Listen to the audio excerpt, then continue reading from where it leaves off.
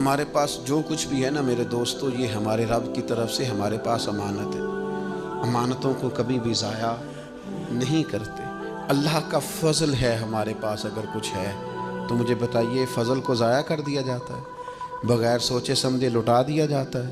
ہاں، اگر آپ راہ خدا میں سخاوت کریں، اللہ کی رضا کے لیے غریب پر مسکین پر خرچ کریں، اللہ کے کمزور بندوں پر خرچ کریں، تو پھر نبی پاک علیہ السلام نے حضرت اسماء سے کہا تھا تو رب کے رستے میں بغیر گننے کے دے، اللہ بھی تجھے بغیر گننے کے عطا فرمائے۔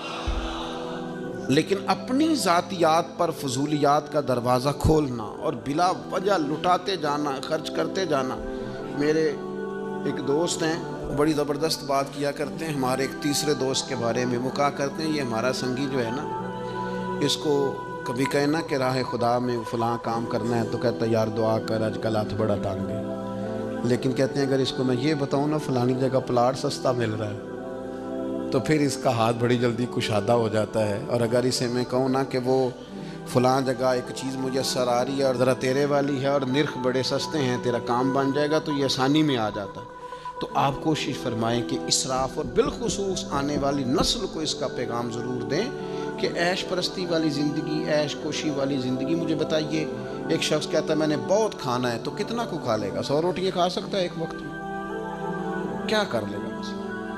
تو اپنی زندگی کو اسی دائرے کے اندر رکھیں جو اللہ تعالیٰ نے ہمیں عطا فرمایا۔ حضرت سیدنا امام جعفر صادق رضی اللہ تعالیٰ عنہ اہل بیت اطہار کا بڑا نام ہے، اور حنفیوں پر اس لیے ان کا بڑا احسان ہے کہ امام اعظم ابو حنیفہ ان کے شاگرد ہیں۔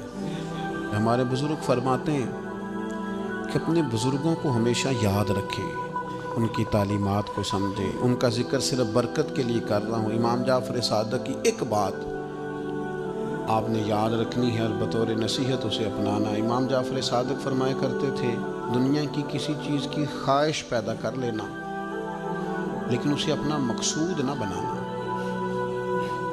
خواہش پیدا ہو گئی کسی عہدے کی، پیسے کی، تو خواہش کسی وقت اگر پیدا ہو بھی جائے تو مذموم نہیں، لیکن اگر رب دے دے تو فضل ہے، نہ دے تو کسی الجھاؤ کا شکار۔ وہ حضرت صاحب تھے نا کرما والا شریف والے، تو وہ دعا پتہ کس طرح مانگتے تھے؟ کہتے تھے یا اللہ جو میں منگیا وہ دے دے، تے جے او بہتر نہیں تے پھر جو تو بہتر سمجھنا وہ کر دے۔ تو امام جعفر صادق رضی اللہ تعالیٰ عنہ فرمایا کرتے تھے طلب پیدا کرنا تو برا نہیں، لیکن اس کو مقصد بنا لینا اور نہ ملنے پر پریشان ہونا یہ مومن کی شان نہیں ہے۔ دنیا میں صرف ضروریات پوری کریں، خواہشات نہیں۔ ہمارے دو قسم کے خرچے ہیں، ایک خرچے ہیں ضروریات کے اور ایک ہمارے اخراجات ہیں ہماری خواہشات کے۔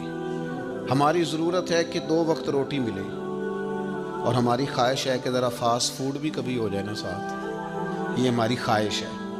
ہماری ضرورت ہے کہ ایک سواری ملے جس پر ہم بیٹھیں اور ہم جا کر کے جو ہماری ذمہ داری ہے وہ ادا کریں، جہاں ہمیں جانا ہے ہم ہو کے آ جائیں، یہ ہماری ضرورت۔ اور ہماری خواہش یہ ہے کہ گاڑی اگر کبھی نئے ماڈل کی ہو نا، یہ خواہش، اگر ذرا زیادہ آرام دہ ہو، یہ خواہش ہے۔ ایک ہے ہماری ضرورت۔ ضرورت یہ ہے کہ گھر ہونا چاہیے، گرمی سردی سے بچائے، پردہ پوشی ہو، پختہ ہو، بار بار اس میں چیزیں گرتی نہ ہوں، چھت سے مٹی نہ ٹپکتی ہو، وہ بچوں کے لیے محفوظ ہو، بس ٹھیک ہے، یہ ضرورت ہے۔ اور خواہش یہ ہے کہ کبھی کسی بڑی سوسائٹی میں ہو جائے نا، کبھی اس کے سامنے کوئی کنال کا لان بھی ہو جائے نا، کبھی ایک کونے میں گیراج بنا ہوا ہو نا، 4 گاڑیاں بھی کھڑی ہو جائیں، یہ کیا ہے؟ یہ خواہش ہے۔ اور ایک کونے میں کبھی 2-4 جھولے پڑے ہوئے ہوں نا، اور اگر تھوڑا سا کہیں پانی کا تالاب بھی میسر آ جائے تو غوطہ زنی کرنے میں بھی، یہ خواہشات ہیں۔ یاد رکھنا دنیا میں ضروریات پوری کرو اور جائز طریقے سے پوری کرو، خواہشات انشاءاللہ اللہ قیامت میں جنت میں ساری پوری فرما دے گا۔ یہاں آپ ضروریات کی حد تک وقت گزاریں، جب جنت میں جائیں گے تو رب فرماتا ہے وَلَكُمْ فِيهَا مَا تَشْتَهِي أَنفُسُكُمْ، فرمایا جنت میں تمہیں وہ ملے گا جو تم چاہو گے۔ ہر خواہش تمہاری پوری کر دی جائے گی، لیکن یہاں صرف ضروریات تک رہو۔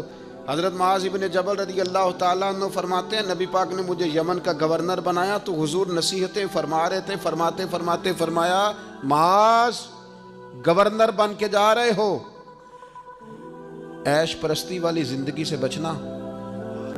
کیا انداز ہے محبوب کا. حضور فرمانے لگے جو رب کے بندے ہوتے ہیں وہ عیش پرست نہیں ہوتے، جو اللہ کے بندے ہوتے ہیں وہ عیش پرست. یہ مسند امام احمد بن حنبل اور مشکات دونوں میں موجود ہے. فرمایا عیش پرستی والی زندگی سے بچنا. اللہ کے بندے کون ہوتے ہیں؟ کن فی الدنیا کانک غریب و عابر سبیل. فرمایا دنیا میں یوں رہنا جیسے مسافر رہتے ہیں، جیسے راہگیر رہتے ہیں، وہ لوگ جو تھوڑی دیر کے لیے کہیں رکیں. اس طرح کی زندگی حضور نے پسند فرمائی. ہم کن چیزوں میں الجھ گئے؟ اب اپنی خواہشات کو تھوڑا روکیں، اور جب دل تڑپ کر کسی چیز کی خواہش کرے تو اسے کہیں کہ تم کدھر نکل رہا ہے، تو مدینے والے کا غلام ہے.